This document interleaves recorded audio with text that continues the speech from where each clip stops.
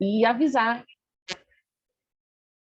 Sejam todas bem-vindas e queria avisar, né, sobre esse formato. Os temas que a gente vai falar aqui mensalmente no Mulheres B também foram trazidos por vocês e dentro de uma curadoria gigante aí de sugestões a gente fechou temas para o ano inteiro, mensalmente, nesse mesmo horário, gravando nesse formato, mas eu também queria alinhar esse formato. Então, a ideia é que a gente conversar, como foi o nosso primeiro papo, né, sobre metaverso, a gente entender o que era juntas, né, com alguém especialista, com alguém que já está aplicando, e depois foi aberto. Então, aqui é um espaço, espero que a gente esteja construindo ele para ser seguro e confiável, e para a gente tirar dúvidas, né, entendendo que a gente tem os mais diferentes backgrounds e experiências. Então, a Laura vai trazer um pouquinho para a gente aí, hoje sobre o mercado de carbono. É um tema super vasto, né? Também entendo o desafio para a Laura também trazer em alguns minutos isso, mas, por favor, fiquem à vontade de colocar no chat aí, a gente tem um tempo determinado para perguntas, comentários mesmo, não necessariamente, né, perguntas, dúvidas, pode ser alguém que trabalha também nessa área e queira adicionar, mas também fiquem à vontade para usar o recurso aqui do Zoom de levantar a mão e abrir o microfone mesmo. Então, a ideia é que a Laura vai apresentar aqui para a gente vai corroborar, a gente vai trocar também. Esse espaço é nosso e é para isso mesmo. Então, sem mais delongas, vou aqui passar a palavra para a Laura, nossa convidada de hoje, e já também eu faço as minhas perguntas aí. Laura, muito obrigada por aceitar o nosso convite e fique à vontade aí para as nossas mulheres B. Oi, Lara. Oi, mulheres. Bem, obrigada aí pelo convite. Eu troquei uma ideia rápida com a Lara, né? Porque esse tema de mercado de carbono é um tema que ele pode levar 10 minutos, 5 minutos, 2 horas, 5 dias e por aí vai. Uma negociação de 2 semanas, como acontece na COP. Então, é um tema super complexo e denso. E aí, só me apresentando um pouco para vocês, né? Hoje eu lidero a área de finanças sustentáveis na Oi Carbon. Não sei todo mundo se vocês conhecem já o Oi Carbon ou não, mas somos uma empresa de... Estou vendo o chat aqui, encontramos com o Oi Carbon, tá boa. Legal, Patrícia. Tá. Nossa, eu estou reconhecendo agora. Legal. E aí, dentro do meu escopo de finanças sustentáveis, a gente trabalha tanto com a parte de crédito sustentável, apoiar as empresas a se estruturarem. No caso da Taboa, a gente apoiou lá na Segunda Opinião, mas também em todas as ações que são necessárias para a gente viabilizar um mercado de carbono. E aí, desde o ponto de vista de uma empresa que queira comprar um crédito, como um player de mercado que faz a compra e venda de créditos. Então, a Oi-Carbon tem esses diferentes papéis. E a gente também apoia muito, e principalmente desde o ano passado, a gente vem apoiando a Câmara de Comércio Internacional em entender as oportunidades que o mercado de carbono tem para o Brasil, tanto nacionalmente quanto internacionalmente. Então, assim, entrando um pouquinho já no que eu vou trazer para vocês, eu preparei um material introdutório para a gente poder entender primeiro o que é o mercado de carbono, para poder entender o que é o crédito e as diferenças entre os mercados de carbono que existem pelo mundo. Se tiver um barulho de ruído, são 2 cachorros que estão aqui atrás de mim, é o Michael Jordan e a Lisa Leslie, que eles estão tendo que ficar presinhos comigo aqui, porque eu estou com uma obra ali na sala, então, se estiver atrapalhando, me avisem que eu aumento um pouco a voz, tá bom?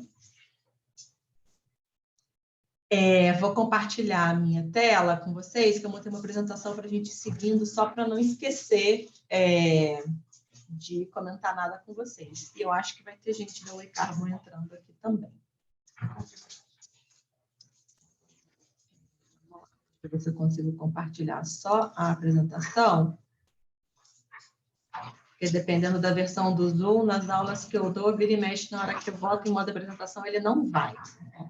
Por acaso foi? Ou continua em modo edição? Está em modo edição. Tá, então eu vou voltar e compartilhar a tela inteira, porque isso vira e mexe acontece. Uhum. Acho que agora vai. Foi? Foi. Beleza. Tá bom.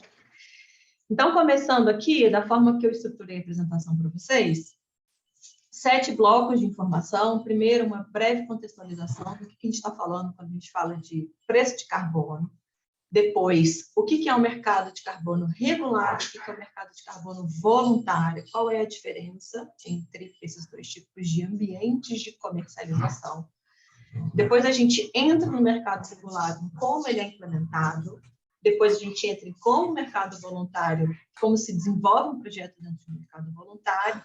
E depois em alguns dados de como que os mercados de carbono estão no mundo e o papel do Brasil, como que a gente está nessa agenda. Tá? Então, eu montei isso aqui para vocês, para ter um panorama base para a conversa.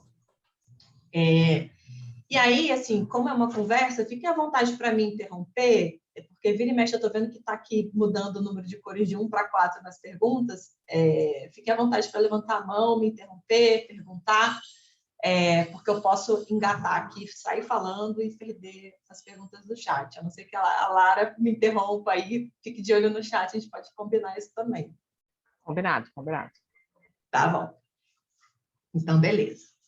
Então, só entrando um pouquinho assim na contextualização, porque várias vezes a gente fala, tipo, para que o mercado de carbono? Por que o preço de carbono? Né? Então, a gente tem um grande desafio, acho que vários de vocês já acompanham a agenda de mudança do clima. O Acordo de Paris estabeleceu, não só o Acordo de Paris, né, mas com base na ciência dada pelo painel científico da ONU, que é o IPCC, que a gente precisa limitar o aquecimento da Terra em até 2 graus, visando a 1,5 graus. E para isso que a gente precisa também zerar as emissões antes do final desse século. E a precificação de carbono, ela é um instrumento para que a gente possa mudar como os processos produtivos tradicionais são hoje para processos limpos, menos impactantes em termos de emissões de gás de efeito estufa. E aí eu vou simplificar bastante tudo para vocês, então fiquem à vontade para me interromper. Então, a partir do momento que a gente coloca um preço no carbono, o que a gente faz? A gente muda a lógica econômica e aumenta o preço do que é mais nocivo em termos de mudança do clima. Então, processos com maior emissão de gás de efeito estufa passam a ser mais caros. Com isso, eu direciono recursos para opções mais limpas, porque as oportunidades renováveis vão ficar cada vez mais viáveis. Causo redução das emissões de efeito estufa e, com isso, consigo apoiar o objetivo do Acordo de Paris de limitar o aquecimento do planeta. Então, numa lógica bem clara, eu mexo num preço para mudar os meus investimentos, reduzir as emissões e contribuir para o Acordo de Paris. Por isso, a gente estabelece um preço de carbono. E aí, como se estabelece um preço de carbono? A gente pode estabelecer o preço do carbono de algumas formas. Uma delas é um tributo, ou seja, uma quantidade de reais ou de dólares que é paga por uma quantidade de emissões que é emitida. Então, uma indústria de uma petroleira, ou uma siderúrgica, ou uma empresa do varejo, emite uma quantidade de gases de efeito estufa e ela precisa pagar por cada tonelada emitida. Isso é um tributo. Ou a gente tem um mercado, que é quando eu tenho agentes dentro de um mercado trocando e vendendo permissões. A gente vai entrar em cada uma delas daqui a pouco, tá? Ou eu tenho uma forma híbrida, que eu misturo para alguns setores, eu misturo o tributo e o mercado, ou seja, para alguns setores eu estabeleço um tributo, porque faz mais sentido para a dinâmica daquele setor, e em outros setores eu estabeleço um mercado. Tem países que têm esses dois tipos, o México, por exemplo, é um país que começou estabelecendo um mercado de carbono, mas evoluiu para alguns setores com tributo, tá? E aí, de forma bem visual, quando eu estabeleço um tributo, o meu objetivo é aumentar o custo de uma empresa para que ela reduza as emissões. O agente regulador, ou seja, o governo, quem estabelece tributos, pode estabelecer um tributo que seja alto, médio ou baixo, dependendo do valor desse tributo, eu posso ser mais ou menos eficiente no meu instrumento de precificação. Ou o regulador, o governo, também pode estabelecer para um conjunto de empresas, para um conjunto de setores, para um recorte dentro de um setor, uma quantidade máxima a ser emitida. E a partir dessa quantidade máxima de emissões a ser emitida, ele distribui entre os agentes, ou seja, entre as empresas daquele setor recortado, selecionado para aquele mercado, quanto cada uma tem de permissão para emitir. Se uma empresa tem uma permissão e ela consegue ficar abaixo do limite, ela pode vender a permissão dela. Se ela fica acima do limite, ela precisa comprar a permissão. E aí o mercado de permissões resulta no que a gente chama amigavelmente de mercado de carbono, que é um agente que acabou ficando com um crédito e um outro, negociando com outro agente que acabou ficando com um débito, tá? E nisso, nesse sistema de comércio de permissões, a gente resume essa compra e venda em mercado de carbono. E a gente também chama, vulgarmente no mercado, essa permissão de crédito de carbono, que é a quantidade de emissão que deixou de ser emitida por um agente ou vai ser comprada por um outro agente, tá? Daqui a pouco a gente vai ver um conceito um pouco mais aprofundado de crédito de carbono também. E que eu estou trazendo um grande contexto para vocês. Laura, tem diferença entre um caminho ou outro? Quando a gente olha em termos de lógica econômica, em termos de custo-efetividade? Não, porque num caso você define preço para reduzir uma quantidade de emissão, no outro você define uma quantidade de emissão para que os agentes regulem o preço. Então, na teoria, esses dois sistemas são eficientes da mesma forma. Só que a implementação de cada um requer, na verdade, requer do país ou da região, né, do governo subnacional que estiver implementando esse recurso, esforços diferentes. Então, no caso da tributação, o grande desafio é definir o valor da alíquota. O custo de transação para um governo implementar uma tributação é bem menor. Entretanto, quando eu estabeleço um mercado, eu tenho uma questão de um desafio institucional muito maior. Por quê? Porque eu preciso convencer todos os agentes, ou seja, todas aquelas empresas de um determinado setor, ou de vários setores que vão fazer parte do meu sistema de comércio de emissões, a entrarem nesse mercado por regulação. E o convencimento disso tem um custo institucional, além de todo o monitoramento, o relato e a verificação que vai acontecer ao longo desse mercado. Então, tem vantagens e desvantagens em termos institucionais, custos de transação, e, enfim, como cada arranjo institucional já está estabelecido, que cria diferentes barreiras e desafios dependendo do país e região onde aquele mercado vai ser estabelecido, tá?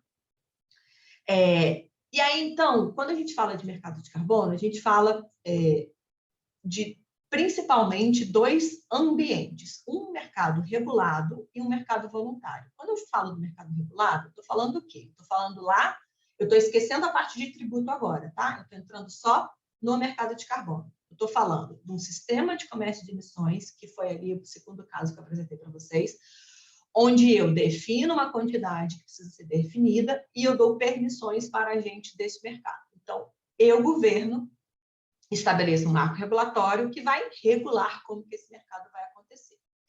E eu tenho um mercado voluntário que acontece devido a compromissos voluntários de empresas sem um marco regulatório. A gente vai entrar em cada um daqui a pouco. No mercado voluntário, as empresas que desejam fazer parte do mercado voluntário, elas estabelecem projetos de redução e esses projetos têm a redução certificada de acordo com uma metodologia. Estão vendo que são conceitos bem diferentes? No caso do mercado regulado, eu tenho permissões e no caso do mercado voluntário, eu tenho certificados de redução.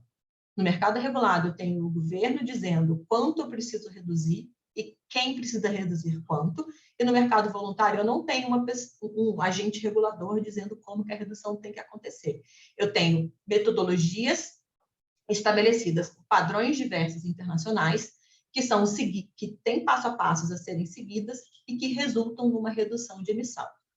Por você seguir um padrão, você tem um certificado de acordo com aquele padrão. Eu vou entrar em cada um deles agora, tá?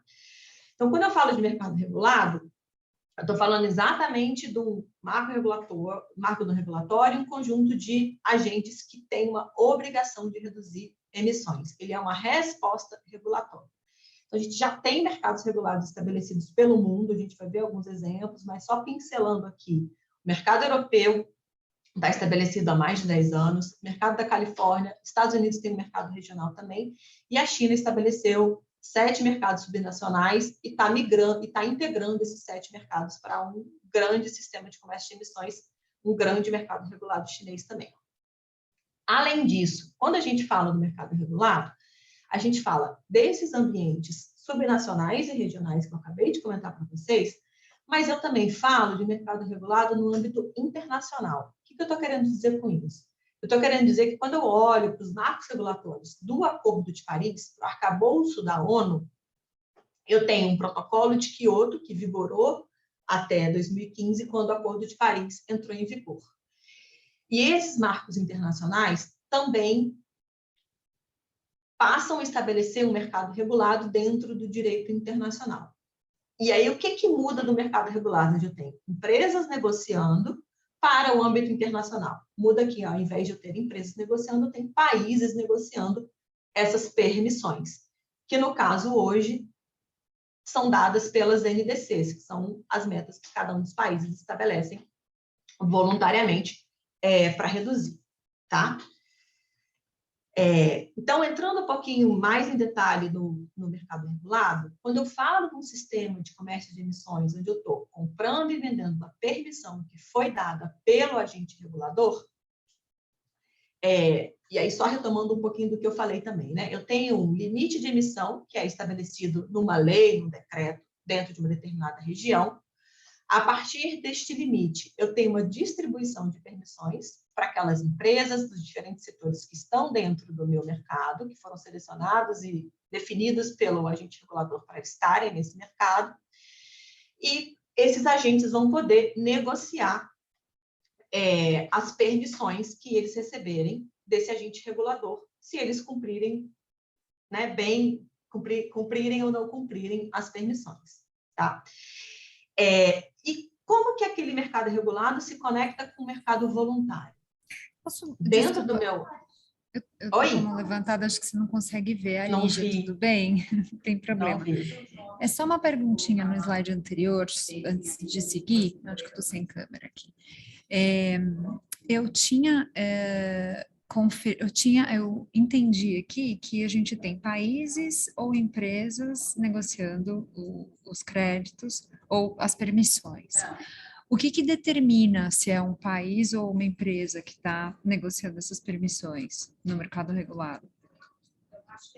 É um mercado estabelecido no país? Isso. Se você tem... O mercado ele pode ser nacional ou subnacional. Então, no caso do mercado europeu, você tem um conjunto de países, de empresas de países participando daquele mercado. Então, eu tenho um governo que determinou que um conjunto de setores vai fazer parte daquele mercado e tem uma meta de redução, tá? Quando eu olho para a principal diferença, assim, sendo bem direta na resposta, é o ambiente de comercialização. Então, dentro do mercado regulado, dentro de um país, eu estou com as empresas negociando. Dentro do ambiente internacional, eu estou com os países negociando. Tá? Quando a gente entrar um pouquinho mais ali na frente de como que, enfim, como que o Acordo de Paris, os próximos passos de artigo 6 e tudo mais, a gente vai discutir um pouquinho mais sobre isso, para ser um pouco mais claro. Mas, de forma bem geral, o mercado regulado tem 2 ambientes de comercialização. Então, tem 2 tipos diferentes de créditos que são gerados. No regulado, dentro de um país, eu tenho um marco regulatório seguindo as regras de cada um daqueles países, específicas de cada um do país, para o conjunto de setores que foi definido.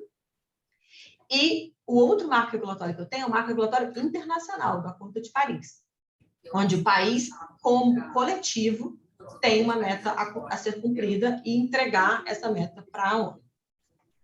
Então, tem camadas diferentes dentro desses mercados. Só mais uma dúvida aí, complementando a Lígia. Mas aí o país negocia, mas quem é a fonte geradora do crédito são as empresas. Sim. Também aí, podem ser os países. Os 2 casos são possíveis. Os países podem negociar também pelas empresas estatais, nesse sentido? Não. Deixa eu dar um passo atrás, que é o seguinte. Essas regras, elas foram definidas parcialmente pela primeira vez ano passado na COP26. Essas regras de negociação entre países, tá? Então, tem muita incerteza ainda em relação a como que a negociação entre países vai se dar. Mas a ideia geral se eu tenho uma empresa num país gerando um determinado crédito de carbono, essa empresa pode optar seguir no mercado voluntário, porque ela não tem um marco regulatório que obrigue ela a reduzir as emissões, tá? Ou ela pode optar em fazer uma parceria público-privada com o governo nacional e, conjuntamente com o seu governo, ofertar esse crédito para um outro país. Tá? De forma bem resumida, essa é a lógica de como que as coisas vão se conectar nos diferentes ambientes de comercialização. Tá? Eu estou vendo a mãozinha.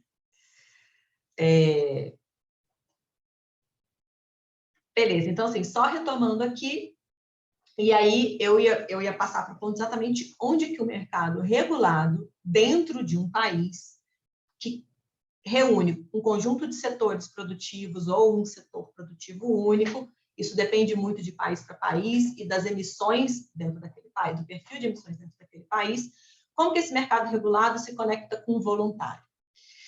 Quando as metas são estabelecidas dentro desse mercado regulado, as empresas têm que cumprir a sua redução, mas elas têm uma flexibilização de poder, e isso também varia de país para país, de mercado para mercado. Elas têm um percentual onde elas podem buscar um crédito de carbono no mercado voluntário. Então, eu tenho uma meta de reduzir 100, mas 10 eu posso buscar no mercado voluntário para me ajudar a cumprir essa meta. Então, é a forma como que os mercados voluntários se conectam aos mercados regulados dentro de cada país, tá? E aí, quando esse mecanismo acontece em que, dentro de um mercado regulado, eu vou num outro mercado que está fora do meu marco regulatório, eu chamo isso de offset. Então, quando a gente fala de mercado regulado, eu falo que o meu mercado permite offsets, que é eu ir num mercado voluntário e buscar um apoio para o cumprimento da minha meta, um apoio parcial definido por lei para cumprir aquela minha meta. Tá? E aí, quando um país ou quando um estado resolve estabelecer por marco regulatório um mercado de carbono, ou seja, um sistema que vai comercializar essas permissões por lei, ele tem que seguir. Eu não vou entrar em cada um, eu vou deixar o slide com vocês, mas eu não vou entrar em detalhe em cada uma dessas etapas, tá? Mas é para passar para vocês a ideia da complexidade que é estabelecer um mercado dentro de um país. Então, quando um governo decide estabelecer um mercado de carbono, ele primeiro, precisa definir. Ele tem toda uma preparação nacional de entender quais são as principais emissões, o perfil das emissões e quais são as principais emissões que ele precisa reduzir. Nessa etapa de preparação, o que ele faz? Ele engaja quem são os stakeholders, os setores produtivos, as associações setoriais, as próprias empresas que, enfim, podem não estar vinculadas às setoriais, os diferentes ministérios responsáveis por cada um dos setores, e em discussão define qual é o escopo, ou seja, quais são os setores produtivos que vão entrar dentro daquele mercado. E cada país tem um perfil de emissão de gás de efeito estufa que vai refletir o escopo daquele mercado de carbono. Para o mercado de carbono regulado ser efetivo, ele precisa incluir dentro dele as principais emissões de gás de efeito estufa daquele país. Depois de definir aquele escopo, além dele definir os setores, ele precisa definir quais são os gases de efeito estufa que vão entrar? CO2, metano, SF6, outros fluidos refrigerantes e por aí vai. Então, a definição de setor produtivo e a definição de gás de efeito estufa é dada nessa terceira etapa de definir o escopo. Definido o escopo, o passo seguinte é definir o CAP. O CAP é o limite de emissão. Então, qual é o máximo de emissões que esse conjunto de empresas vai emitir? Então, qual é o limite, qual é a meta a ser cumprida? Definindo essa meta, e a definição dessa meta demanda conversas setoriais, articulações com setores que estão dentro do escopo. Definida essa meta, nessas discussões de qual vai ser o percentual de cada setor, por quê e qual vai ser o método utilizado para definir a meta de cada um desses setores. Então, supondo o setor industrial, quanto a siderurgia vai cumprir, quanto que o setor de cimento vai cumprir, quanto o setor de varejo vai cumprir, quanto o setor de óleo e gás vai cumprir. Então, a definição de alocar a permissão de cada um desses setores é na etapa depois que você define a meta. Meta definida, você passa para como que você vai rodar o seu mercado. Então, como que as empresas vão fazer a compra e venda, como que as empresas vão relatar para o governo se elas estão cumprindo ou não, né, para o agente regulador daquele mercado, se elas estão cumprindo ou não, com qual frequência, com qual parâmetro. Então, todo o arcabouço necessário para o mercado ser estabelecido também precisa ser definido. Depois disso, a gente passa para um período de compliance enforcement, que é o agente regulador conferir e fazer toda a verificação de como que as empresas estão relatando e cumprindo ou não a meta que foi estabelecida.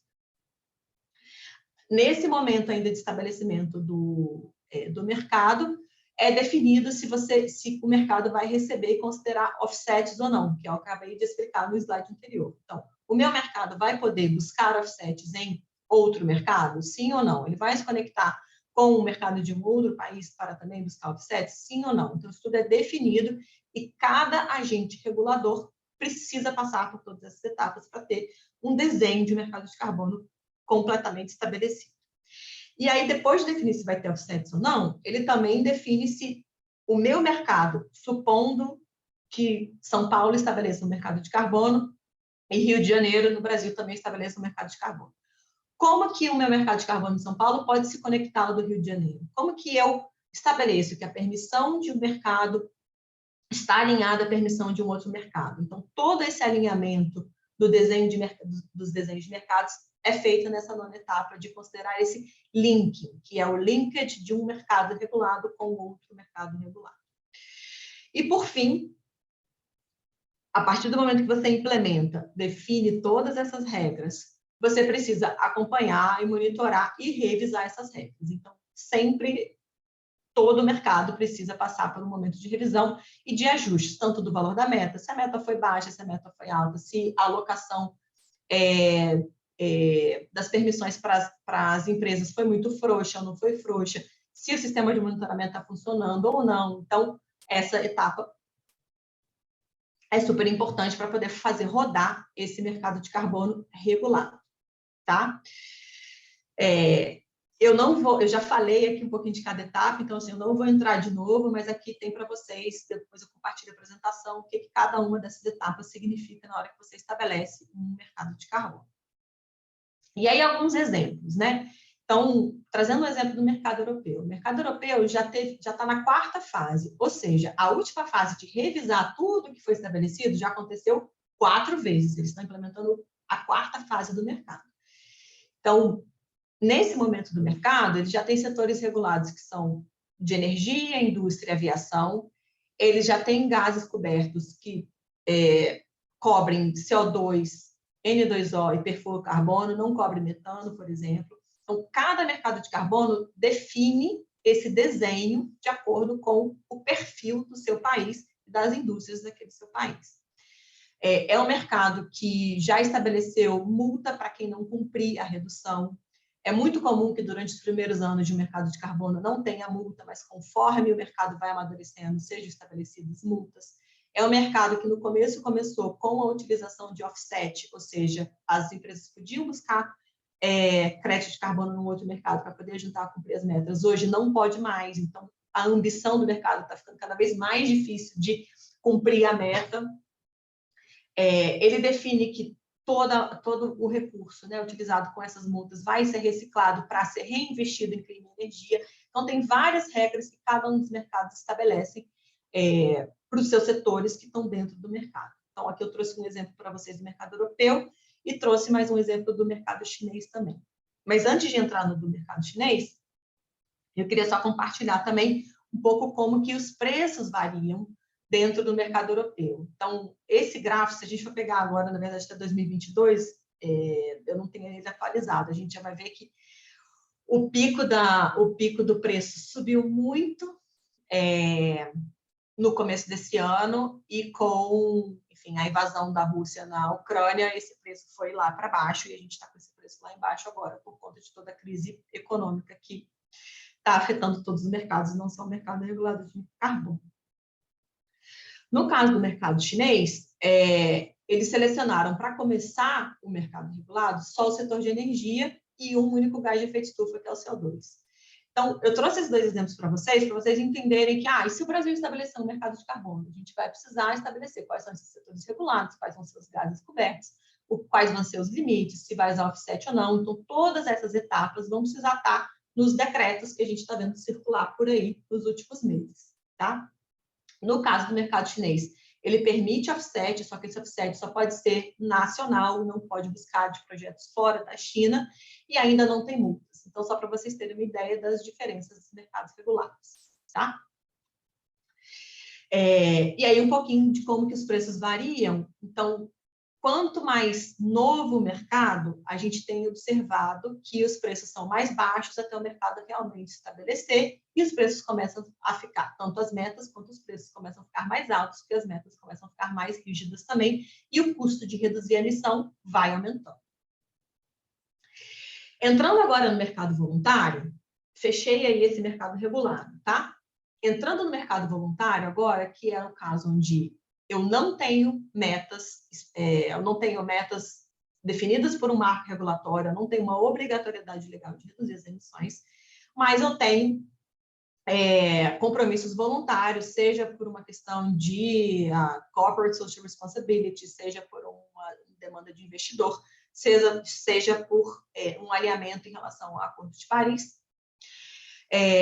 Corporações definem reduções e implementam projetos de carbono, que são projetos que seguem uma determinada metodologia. Essa metodologia está sempre vinculada a um determinado padrão, e esse padrão, eu trouxe 3 exemplos aqui para vocês, existem outros. Esse padrão geralmente é dado por uma organização não governamental que tem o papel de criar as metodologias, de aprovar essas metodologias e aprovar também esses projetos. Então, a Gold Standard tem um conjunto de metodologias, o VCS, que é a Verra, tem outro conjunto de metodologias, Social Carbon também tem um outro conjunto de metodologias, para diferentes setores produtivos. E quando uma empresa entende que ela tem um projeto de crédito de carbono, ela busca uma metodologia que já existe, avalia essa metodologia, implementa essa metodologia dentro do seu projeto e submete o projeto a um desses padrões, e esse padrão vai verificar o seu projeto e certificar que ele realmente seguiu aquela metodologia. A partir do momento que você recebe, eu estou até adiantando um slide ali da frente, mas a partir do momento que você recebe o ok desse padrão, de que o seu projeto seguiu integralmente aquela metodologia, você tem o seu certificado de redução, você tem o seu crédito de carbono para negociar, seja para vender para uma empresa que está dentro do mercado regulado, que vai ajudar a cumprir o offset, seja para a sua própria redução como empresa, seja para negociar com um governo a venda desse crédito para um outro país, tá? Hoje no Brasil, a gente está no momento de negociar a regulação, então existe, muito brevemente, é possível que a gente tenha um mercado regulado no país, mas o que vigora hoje são várias empresas com projetos no mercado voluntário e diversos projetos implementados no Brasil, gerando crédito de carbono neste mercado. E aí aqui eu acabei adiantando um pouquinho, mas como que, se eu sou uma empresa, como que eu gero um crédito de carbono, né? Então, entrando um pouquinho mais em detalhe, aí que é um case, por exemplo, de um setor florestal, né? Então, para eu gerar um certificado de redução de emissão, ou seja, um crédito de carbono, que é 1 tonelada de CO2 equivalente que eu vou remover da atmosfera, eu preciso, no caso de uma das metodologias, que é a metodologia de reflorestamento, eu preciso comprovar que eu estou reflorestando uma área degradada, reflorestar essa área, implementar a metodologia de reflorestamento, comprovar que eu vou fazer a remoção das emissões e toda essa metodologia precisa ser documentada em um documento que chama documento de projeto, PD, para quem já implementou algum tipo de projeto de carbono. E aí você passa por um processo de obtenção de crédito, que é descrever nesse documento de projeto a área, a região, o shapefile da sua área, toda a metodologia, todos os cálculos, todo o descritivo do seu projeto, para você poder submeter a uma auditoria. Essa auditoria, ela é registrada e aprovada pelo padrão que você escolher, ou seja, Gold Standard, VCS, ou Social Carbon, e ela vai pegar a metodologia e avaliar o seu projeto. Nesse momento, ela valida o seu projeto e o seu projeto passa de fase e pode ser registrado dentro do padrão. O padrão é o que eu comentei, né, de Gold Standard, Verra ou Social Carbon. A partir do momento que ele é registrado, o padrão recebe o seu projeto e vai fazer a verificação, que é olhar se a auditoria realmente seguiu as regras da metodologia e se você seguiu as regras da metodologia. A partir do momento que o padrão aprova o registro do seu projeto, você tem a emissão do seu crédito. O crédito estando emitido, ele é sempre emitido com rastreabilidade dentro desses padrões, com número de série, tem todo um procedimento relacionado a como esse registro acontece. Você está apto a comercializar o seu crédito de carbono, seja para offsetting, seja para insetting, né? Para um outro mercado ou para a sua própria redução. Tá? Então, esse processo inteiro, geralmente, para implementar um projeto, ele demora cerca de 1 ano até você ter, do momento do documento do projeto até a comercialização do crédito. Tá? São várias etapas e vários atores envolvidos em cada uma dessas etapas.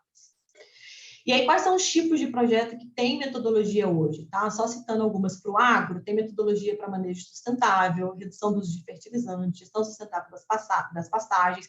E aí, se vocês entrarem no site de cada um daqueles padrões, vocês vão ver outras várias metodologias.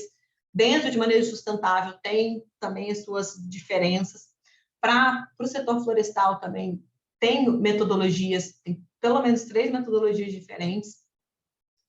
E é muito importante dizer uma coisa para vocês, porque tem muita confusão no mercado relacionado a isso.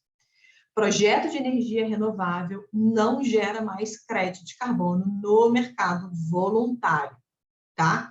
Dentro do mercado regulado, cada mercado regulado tem as suas regras, mas dentro do mercado voluntário, dentro daqueles padrões que eu citei para vocês, energia renovável não gera mais crédito de carbono. Então, não sei se alguém quer falar alguma coisa, mas esses são os tipos de metodologia que são, né, para diferentes setores produtivos, podem ser aplicados em diferentes frentes, e cada padrão tem lá o detalhamento da sua metodologia. Laura, Oi? tem uma mão levantada da Maria Fernanda. Quer falar agora, Maria Fernanda? Quero sim. Laura, eu queria entender um pouquinho como o MDL se insere nesse processo. Na verdade, se tem alguma coisa a ver, pode ser uma pergunta até meio básica, mas como é o MDL se insere, o que é o MDL e se tem a ver aí com toda essa parte de mercado de carbono e projetos? Tá, tem muito a ver e eu vou falar um pouquinho mais dele aqui nesse próximo slide, tá? Então, vamos lá. O MDL, ele foi um mecanismo que vigorou pré-Acordo de Paris. O Acordo de Paris já está vigorando desde 2015 e desde o ano passado, na COP26, a gente tem vigorando agora o artigo 6, tá? O MDL era um mecanismo de flexibilização, ou seja, de facilitar com que países que possuíam meta de reduzir emissões de gás de efeito estufa dentro do protocolo de Kyoto, que era o conjunto de países desenvolvidos, pudessem cumprir a sua meta. Na época, quando o protocolo de Kyoto vigorou, era um mecanismo que você implementava um projeto em um país que não era um país que tinha meta e usava aquele crédito daquele projeto para cumprir a meta do país que tinha meta, no caso. Então, o MDL, ele vigorou e ele, a partir da implementação do Acordo de Paris, deixa de vigorar, tá? Existe toda uma... Não vou entrar em muito detalhe aqui, Mas ele, para projetos, acho que eu até trouxe um slide sobre isso mais lá para frente para vocês, mas eu posso resgatar isso um pouquinho mais para frente. Mas é o seguinte, todos os projetos MDL que geraram redução de emissão até 2020, ou seja, 31 de dezembro de 2020, vão poder, durante o primeiro período de compromisso da NDC, que é o novo marco regulatório, negociar esses créditos. Tá? Projetos MDL que estão implementados e gerando créditos pós-2020 não poderão mais utilizar esses créditos dentro do Acordo de Paris. A gente tem que ter muito cuidado, porque são acordos diferentes e tempos e períodos de compromisso diferentes dentro de cada acordo que eu estou trazendo aqui. Então, quando a gente fala do MDL, a gente está falando do acordo internacional, a gente está falando de como países cumprem as suas metas. Então, MDL vigorou no protocolo de Kyoto, ele vai ser aceito temporariamente no primeiro período de compromisso da NDC, dentro do Acordo de Paris, e depois não vai ser mais aceito. O que vai ser aceito dentro do Acordo de Paris a partir de agora? O novo mecanismo, que é o mecanismo do artigo 6, que foi parcialmente já aprovado no final do ano passado na COP26. Tá? A gente pode entrar um pouquinho mais nisso mais para frente, eu vou ver se eu trouxe um slide que fala um pouquinho mais dessa transição de um mecanismo para o outro. Tá perfeito. Obrigada, Laura. Tá? Então, só falando um pouquinho desses ambientes de comercialização, porque é muito confuso, muita gente confunde, muita matéria na mídia confunde isso bastante, tá? Então, a gente tem mercado regulado no âmbito da ONU, que era o que eu estava falando exatamente agora, respondendo a pergunta que foi feita, onde a gente tinha um mecanismo que era o MDL, Mecanismo de Desenvolvimento Limpo pré-Paris, que vigorou ao longo de Kyoto, que vai ser temporariamente, parcialmente válido no para cumprir o primeiro período de compromisso da NDC, e a gente passa a ter o artigo 6 do Acordo de Paris, que traz as novas regras de como estabelecer projetos de crédito de carbono entre países e como que as empresas podem participar, como o setor privado pode participar do cumprimento também e atuação nesse mecanismo.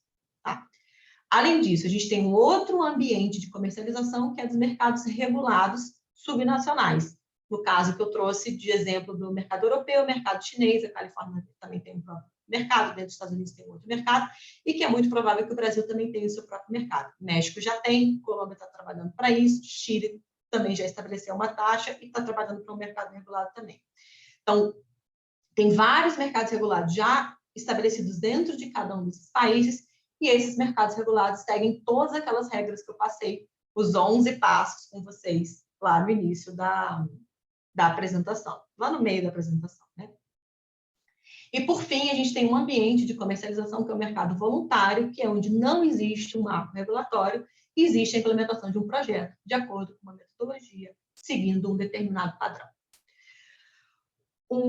A redução de emissão que é gerada em cada um desses diferentes ambientes de comercialização, eles são semelhantes, mas nem sempre eles são idênticos. No mercado regulado, eu tenho uma permissão do que pode ser emitido. No mercado voluntário, tem um certificado de redução, e no mercado internacional do âmbito da ONU, a gente também tem um certificado de redução, porque seguiu uma metodologia específica. Tá? Hoje, todos esses 3 ambientes de comercialização coexistem.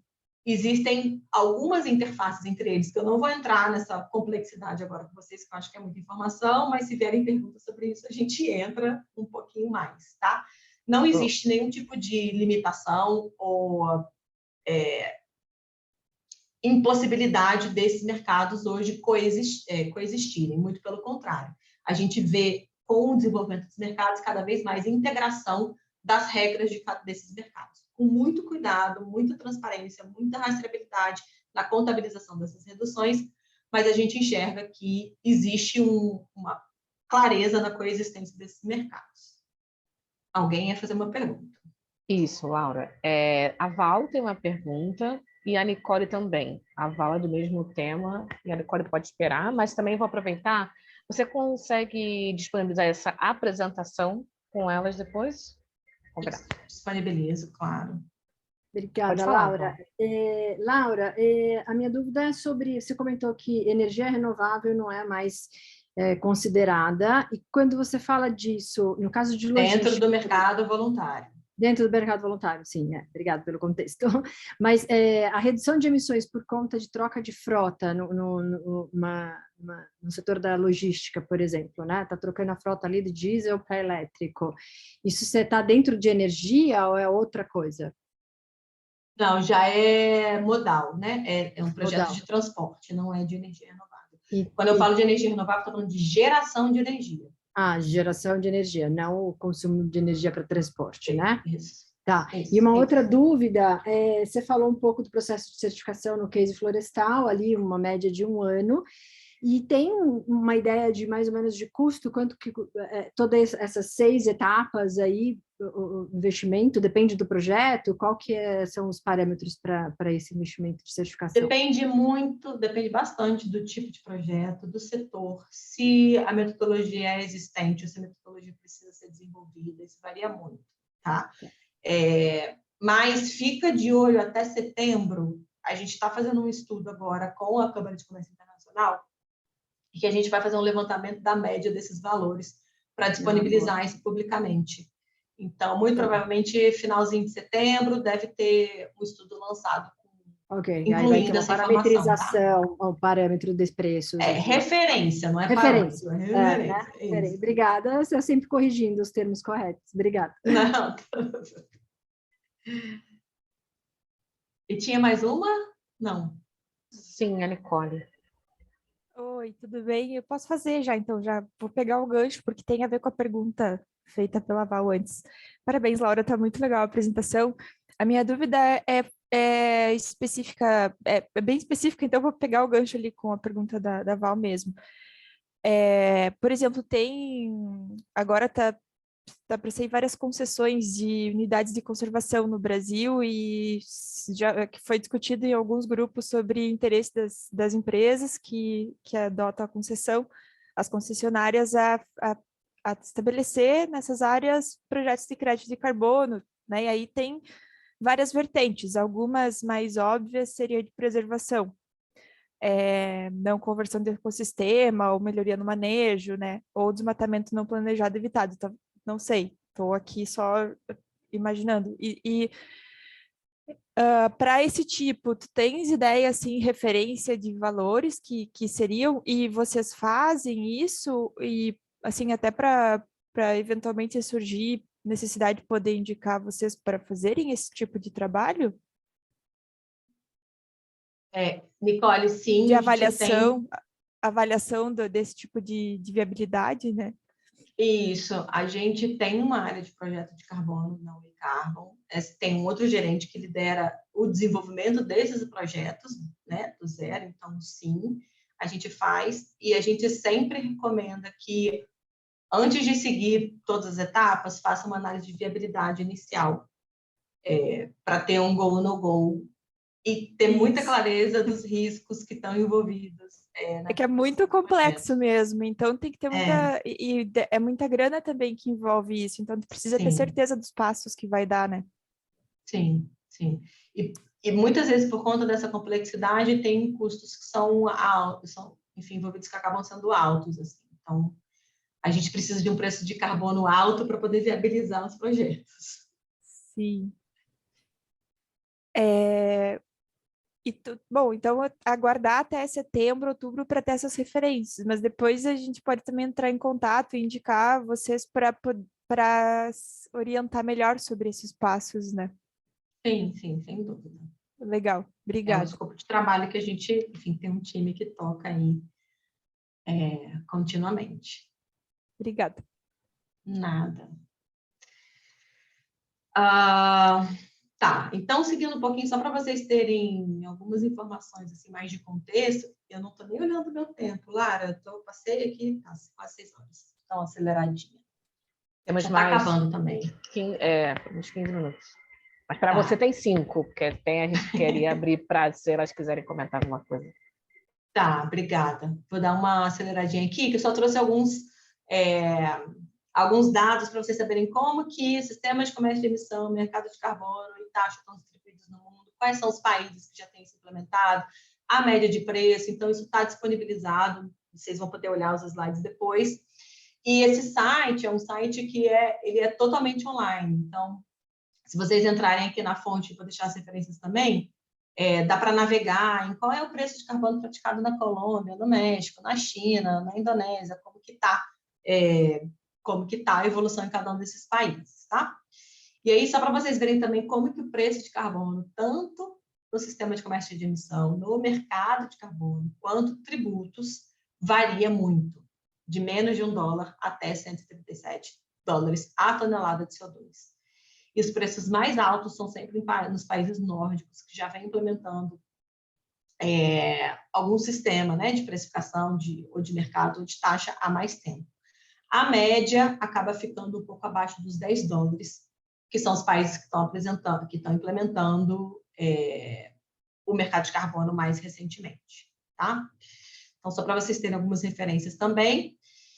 E aí, a precificação de carbono, ela é uma tendência em vários países. A gente tem visto um número crescente da implementação de mercado regulado dentro dos países e um número crescente de projetos no mercado voluntário. Dentro das NDCs, que são os compromissos que cada país estabeleceu para cumprir suas metas, 96 países incluem a precificação de carbono como instrumento, seja mercado, seja tributo, para apoiar o cumprimento da meta daquele país. E a gente já tem hoje, quando a gente olha para todos os países que já implementaram algum instrumento, a gente tem um pouquinho mais de 20% das emissões globais de gás de efeito estufa anuais cobertas por algum sistema de precificação, seja um mercado implementado ou seja um tributo implementado. E aí eu trouxe um pouquinho da variação dos preços também do mercado voluntário. A gente viu ali no mercado regulado, né, tanto o tributo quanto sistema de comércio de emissões, de menos de $1 até $137. No mercado voluntário, esse preço é um pouco menor.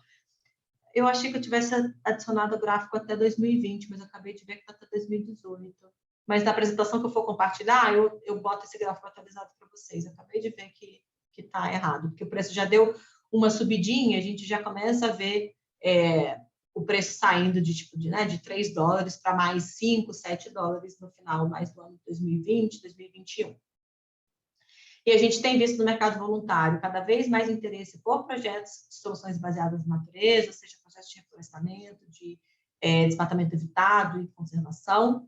A gente tem visto uma redução do interesse nos projetos de energia renovável, né, que agora não são nem mais aceitos, mas os projetos que já geraram crédito.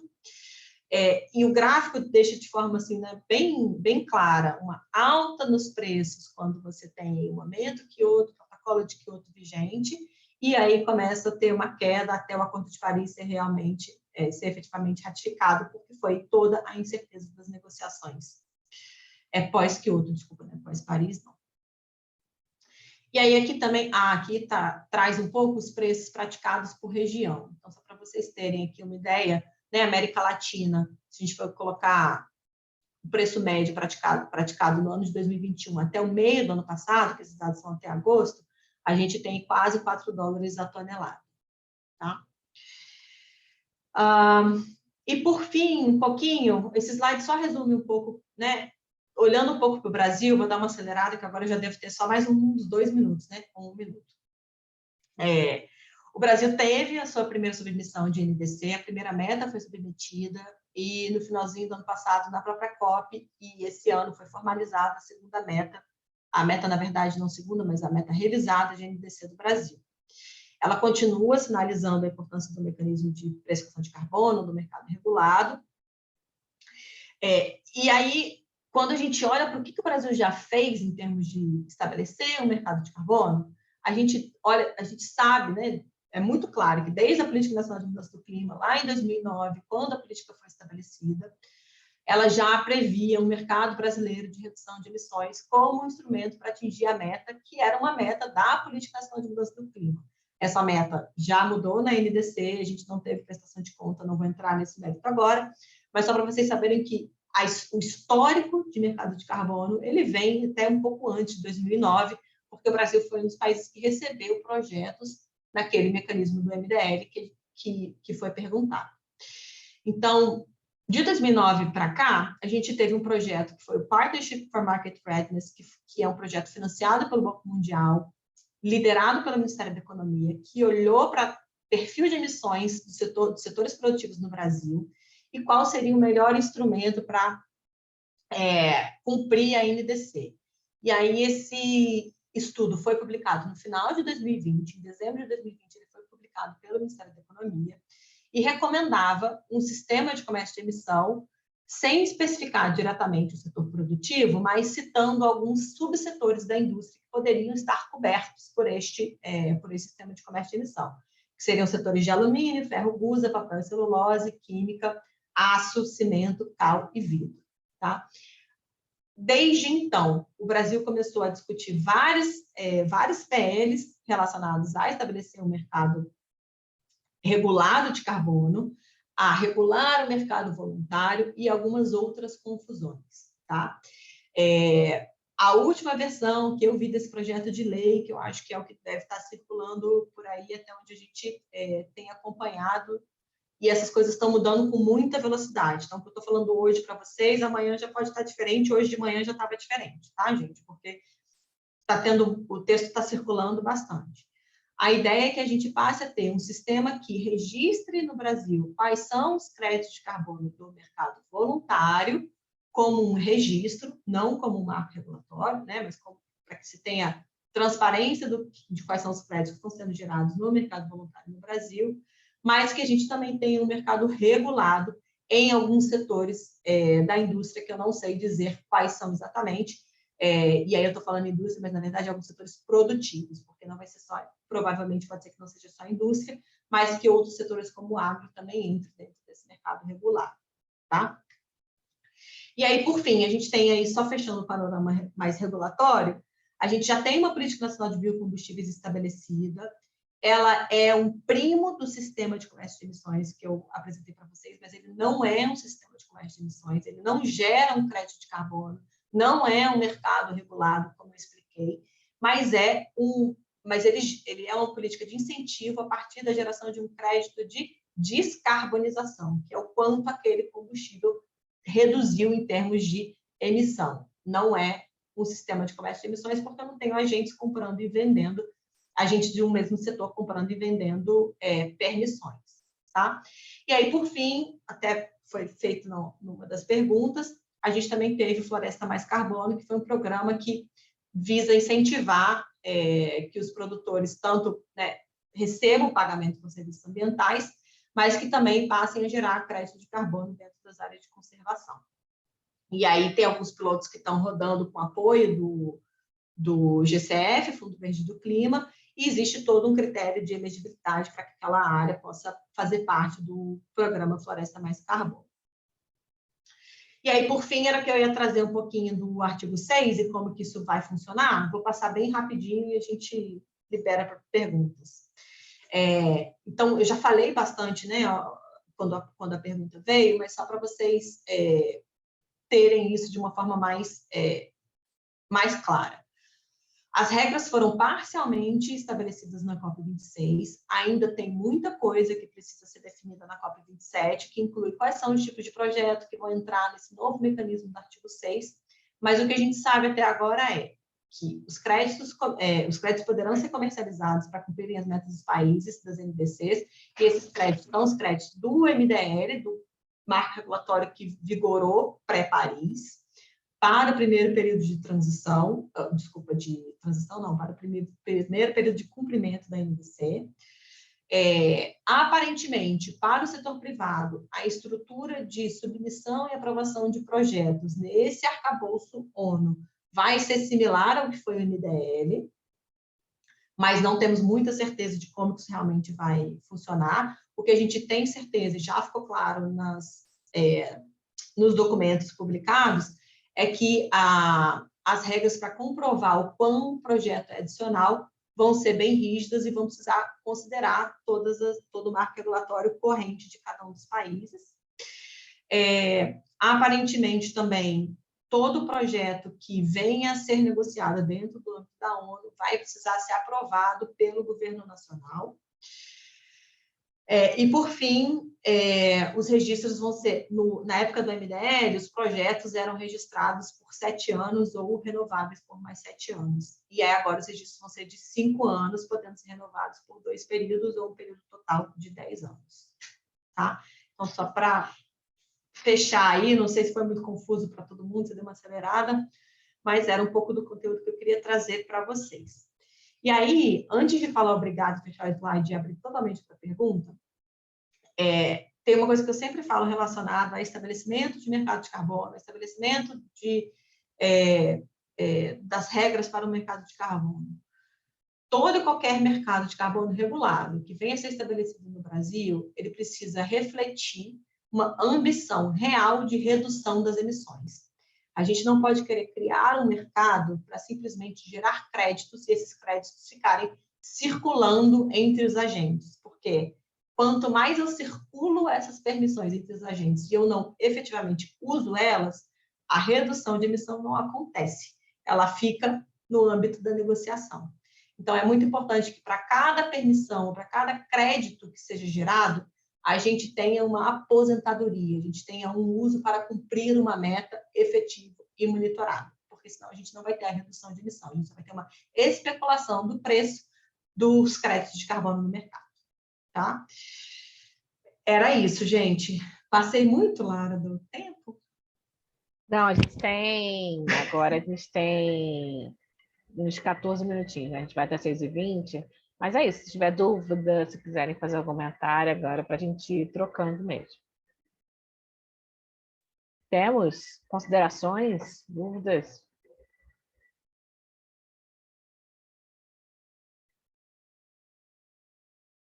A Nicole está comentando aqui.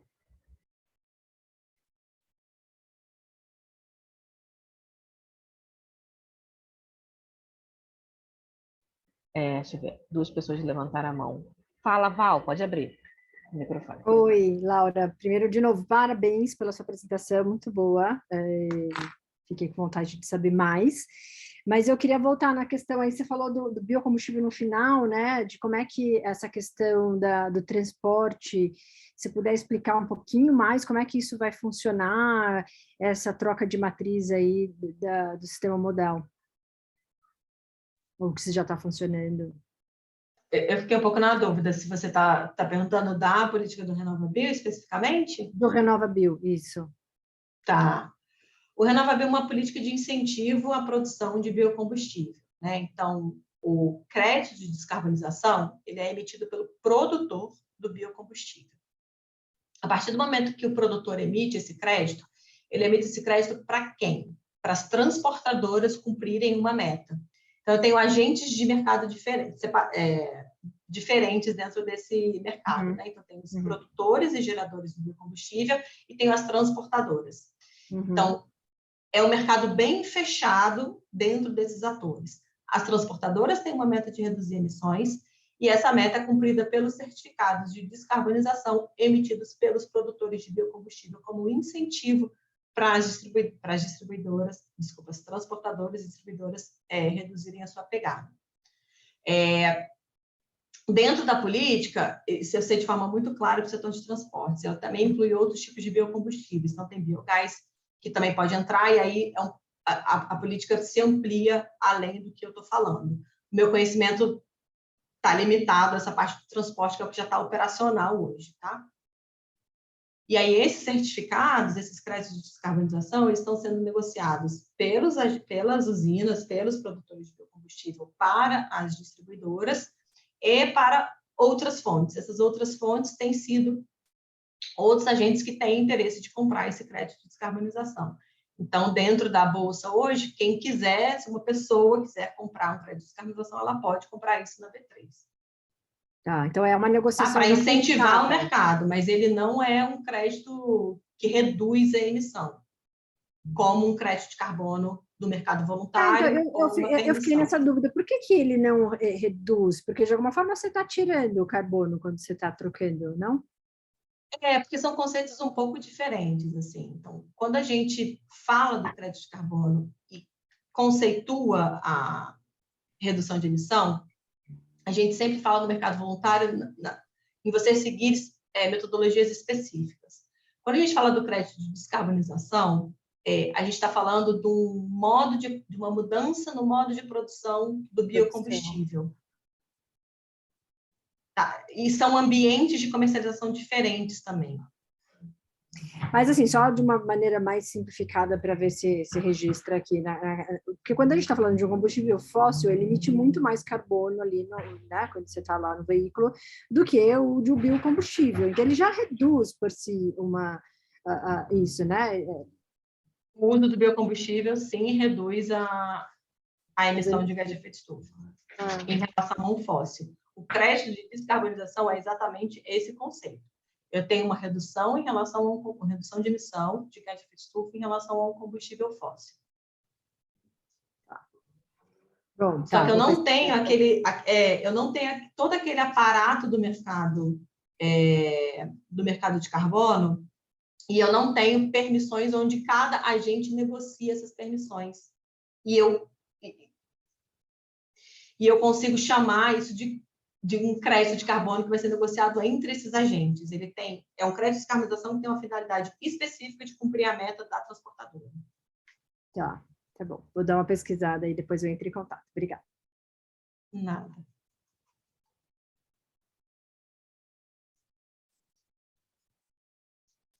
Acho que tem a Ana Lúcia. Isso. Oi. Bom, primeiro, obrigada, eu também agradeço, foi muito esclarecedor para mim, que é um assunto novo para mim, quer dizer, novo assim, né, sem profundidade. E aí eu fiquei com uma dúvida que talvez seja muito básica, né, quando você falou do aposentar, porque eu tinha entendido que o crédito de carbono nesses mercados, ele acontece justamente porque a empresa teria conseguido reduzir mais do que a meta, e aí gera um crédito. E aí, quando você diz que ele só vai ser efetivo quando se aposenta, eu não entendi exatamente o que você quis dizer com isso. Porque, para mim, já era resultado de uma redução, né? E aí a pessoa compra aquilo para compensar o que ela não conseguiu fazer, né? Então, a outra empresa tinha uma meta, não conseguiu mudar seu modelo produtivo, etc., e aí compra um crédito para compensar. Mas como que acontece essa aposentadoria? Então, porque muitas vezes uma empresa pode comprar um crédito e não usar para reduzir as emissões. Ela revende aquele crédito. E aí uma outra empresa compra e também revende aquele crédito. E aí a redução, entendeu o que eu quis dizer? Isso acontece no mercado. Então, tanto que existem empresas que fazem só a compra e venda e o trading do crédito. E é isso que a gente não quer que aconteça no mercado. A gente quer que uma compra seja usada integralmente para a redução e cumprimento daquela meta, para que a redução aconteça. É claro que, assim, quando você vai monitorando, você vai acompanhar se a empresa está cumprindo a meta ou não. Então, se ela só vai fazer isso se ela já tiver cumprido a meta dela. Mas, quando eu falo de aposentar, é efetivamente usar aquele crédito comprado para reduzir as emissões. Tanto no mercado regulado, quando ela tem a meta a ser cumprida, quanto no mercado voluntário, quando ela está voluntariamente comprando crédito de carbono para reduzir essas emissões. Entendi agora. E algumas vezes dá uma sensação assim, de que não é ecologicamente correto, né? Não tem que comprar nada, você tem que fazer a sua parte, né? Mas muitas empresas talvez realmente não consigam, né? Pela natureza do negócio. Quando a lógica do mercado de carbono é que quanto mais diversos meus agentes desse mercado, mais eu consigo fazer com que quem pode ofertar, oferte para quem tem dificuldade de reduzir, consiga facilitar a redução. E aí, conforme o tempo vai passando, eu vou tornando isso cada vez mais difícil, que o preço vai aumentando. Então, eu chego num ponto em que a transformação tecnológica e a disrupção é inevitável, porque o custo ficou muito alto. Então, a lógica do mercado, e por isso você começa o mercado devagarzinho, você começa com um conjunto de setores, depois você amplia para um quarto, quinto setor, e você vai tornando as regras cada vez mais difíceis para o preço ir subindo. Óbvio que sim, né? A definição de preço, ela, enfim, tem várias coisas envolvidas, inclusive quando a gente for, né, olhar para o Brasil, tem N questões tributárias que poderiam facilitar a transição para um baixo carbono, do que só o mercado de carbono, mas a lógica é que quanto mais diversos atores, mais você possa fazer essas trocas para que num curto período de tempo você seja bem eficiente e no médio prazo você já comece a ficar com o preço cada vez mais alto para fazer a mudança tecnológica ser viabilizada. Obrigada.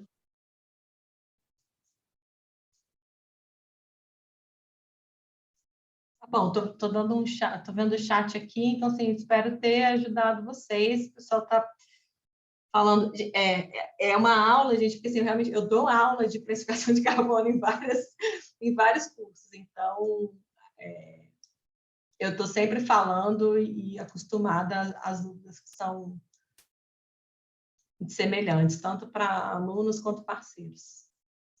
Pelo que eu entendi, é para a gente fazer a pergunta da Isabel, sim, né? Então, ela também agradeceu por compartilhar tanto conhecimento. E ela tem uma curiosidade, né? Calma aí. Tá. Que você apresentou como alguns setores, né, já possuem metodologias pré-definidas, principalmente o setor industrial. Se existe algum estudo de metodologia que apliquem em projetos relacionados com oceanos, corais, conchas, etc., mais voltado para projetos. E também, se você conhece algum exemplo de estruturação de crédito em projetos de agricultura familiar, organizações socioprodutivas que apliquem sistemas de LPF, integração, lavoura, pecuária, floresta. Complexo, hein? Não sei de cabeça projetos oceânicos, corais, conchas, não sei dizer. A gente tem um projeto que é com, se eu não me engano, restauração de mangues, na África, em Guiné-Bissau, posso estar trocando, talvez seja São Tomé e Príncipe, não, é Guiné-Bissau, na Guiné-Bissau, que foi um projeto, inclusive, que a Oi Carbo apoiou a elaboração. Então, esse foi o primeiro Blue Carbon, digamos assim, registrado. A Isabel está aqui. Confirmando que é isso, é muita informação. Foi o primeiro registrado, Blue Carbon. Agora, relacionado a ILPF, não sei dizer de cabeça, eu teria que entrar na base de dados. Mas a gente teve, se eu não me engano, acho que 2 projetos do agro registrados até hoje. São poucos. E a metodologia estava em consulta pública. Não sei se tem alguém da UEI aqui que vai saber isso de cabeça, mas acho que não. Eu acho que estava em consulta pública até pouquíssimo tempo, poucos meses atrás. Então, ainda tem um caminho grande a ser explorado para o setor agro. Tem várias metodologias, mas não tem projeto implementado ainda, porque tem uns desafios grandes de monitoramento. Olha, levantei aqui, já que não tem gente na fila para perguntar, vou aproveitar, Laura. Eu acho que, assim, claro que não há dúvidas que a gente tem que investir na redução, enfim, na economia de baixo carbono, e a gente sempre tenta convencer as empresas, né, eu tenho uma consultoria com relação a isso, a eles a fazer esse tipo de iniciativa, mas a gente sabe que a parte financeira aqui, né, que sempre motiva também. Na sua perspectiva, os próximos meses ou anos, como é que você vê isso aqui no Brasil? É algo que financeiramente também vai ser válido, além, claro, do benefício ambiental? Eu acho que sim, eu acho que sim. A gente teve só esse... Ai, gente, eu estou meio perdido no tempo, mas acho que esse ano tiveram 2 iniciativas. 2 iniciativas publicadas pelo BNDES, né? Uma foi Floresta Viva, para apoiar projetos de reflorestamento e restauração com geração de crédito. Então, o BNDES entra com recurso, o parceiro entra com mais um outro recurso para implementar projetos desse tipo. E teve um segundo... não vou lembrar de cabeça, mas teve segundo, foram 2, Floresta Viva e tem mais um. E tem a própria compra piloto que o edital que o BNDES fez para fazer compra de projetos florestais. Então, acho que para o setor florestal e agro vai ter muito desenvolvimento de projeto e uma procura por créditos também. Então, acho que o preço a gente vai levar um tempinho, tá? Num médio prazo. Não acho que esse ano não, mas nos próximos 3 anos, talvez, a gente consiga chegar no ponto em que o preço do crédito pague de forma muito clara a implementação do projeto. Tá. Não, acho que é isso, né? Qual que é o break-even disso, né? Que em 2, Sim, 3 sim. anos possa se fazer. Tá bom. Bom, ser otimista. Porque a gente está na corrida de implementação de projetos hoje. Então, assim, até os projetos serem implementados, o processo leva aí, a parte burocrática leva pelo menos um ano. A parte da implementação física do projeto vai levar mais um ano. Então, até isso acontecer, para o São crédito esses poder 2, ser... 3 anos para você comercializar, né? Tá. acho que sim. Bom, obrigada. Mas, assim, tem várias teorias, tá? Porque o que eu estou te Bom, respondendo... essa é a teoria otimista, é isso, por exemplo? É a teoria otimista que a gente está num cenário bem ruim, né? Assim, Se essa é global, otimista, no sentido de preços. Sim, no sentido de preços, no sentido de demanda por crédito, né? Tem uma crise econômica global grande. Então, vamos ver, assim, eu estou vendo muito recurso sendo canalizado para isso. Então, espero que realmente avance. A gente tem recebido muita demanda, tem muito projeto sendo implementado. Então... Boa, obrigada.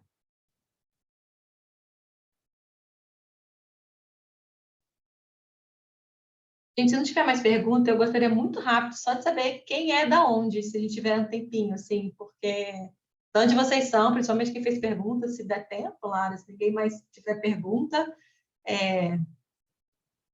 Eu vou Acho uma começar boa, por a gente mim. está no finalzinho mesmo. Vai lá, Val. Vou aproveitar, porque fiz várias perguntas, meu nome é com W, sempre pode ser de trás para frente, então começa comigo. Eu sou a Val Flor, eu tenho uma consultoria e ajudo as empresas na estratégia de sustentabilidade, nos programas ambientais e sociais e também na comunicação. É o ser, o agir e o falar. E eu depois queria até bater um papo com vocês, entre em contato aí pelos dados que você passou, e tem algumas empresas que estão aí bem interessadas, mas precisa financeiramente também ser viável, é um pouco o desafio, né? Legal. Oi, eu sou... Oi, sou a Nicole. Eu estava testando os fundos, desculpa, gente. Super autêntica, né? Bonito. Eu sou a Nicole, sou de Porto Alegre, do Rio Grande do Sul. Primeira vez que eu participo de um evento de Mulheres B, eu sou multiplicadora de B da Jornada Formativa do ano passado. E eu adoro esse tema, eu sou engenheira ambiental e fiz mestrado na área de ciências atmosféricas e black carbon e nanopartículas. Então, assim, esses temas são super interessantes, sempre gosto muito de aprender. Trabalhei já numa consultoria que atuava com essa temática específica, hoje não estou mais, mas tenho a minha empresa que também é focada em estratégias para sustentabilidade e regeneração e começando aí esse processo, né, de consultoria, mas com algumas bagagens já. Então, é muito legal estar aqui com vocês.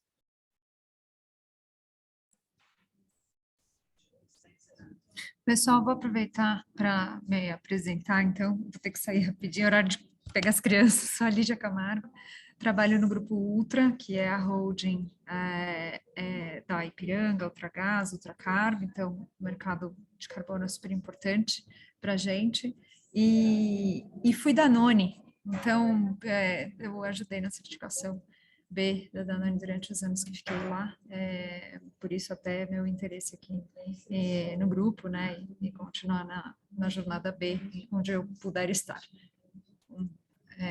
Isso foi super legal, Laura, parabéns, obrigada. Vou puxar uma Fê aqui, que trabalha comigo aí. Aproveitar o gancho da Lígia, né? Eu sou Maria Fernanda, também trabalho no Grupo Ultra, sou analista de sustentabilidade aí do grupo, e estou bem focada nessas questões de carbono, transição energética e operações ecoeficientes.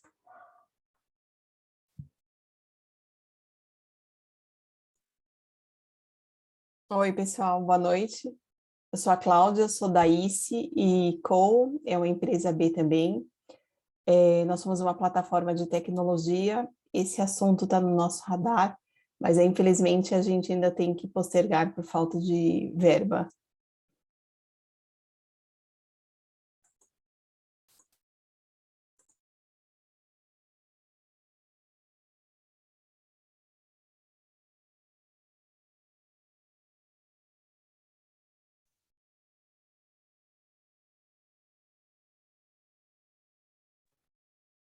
Estou vendo que teve gente que colocou aqui no chat. Oi, eu sou Fabiana, eu estou em Curitiba, no Paraná, sou da La Luz Brasil, também uma empresa B, e sou especialista em design zero desperdício de moda. Então, toda a questão do resíduo, né, e de como, né, a nossa roupa mesmo, né, prejudica demais. Então, carbono para mim é, é uma paixão e eu tenho muita curiosidade, quero aprender sempre, assim, então adorei, obrigada.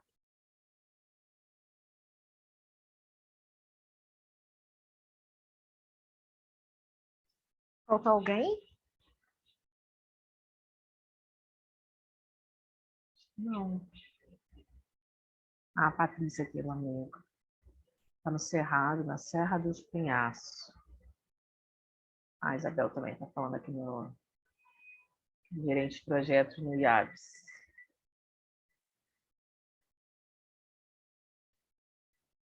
Então.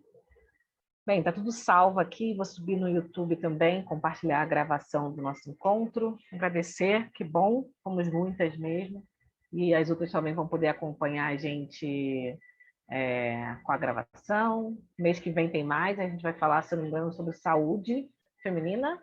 A gente já vai abrir as inscrições, compartilhe no grupo novamente. Esse é um encontro aberto, então não necessariamente só para colaboradores de empresas B, multiplicadoras, pessoas que estejam alinhadas com o movimento, interessadas em se aproximar do movimento e conversar, estar juntos, são super bem-vindas. Então, esse é um espaço aberto mesmo, onde a gente vai se encontrar aí mensalmente. Eu já compartilho com todo mundo também o convite para o próximo mês, tá? Que vai ser no dia 18 de maio, uma quarta-feira, sempre uma quarta-feira nesse mesmo horário, gravando também.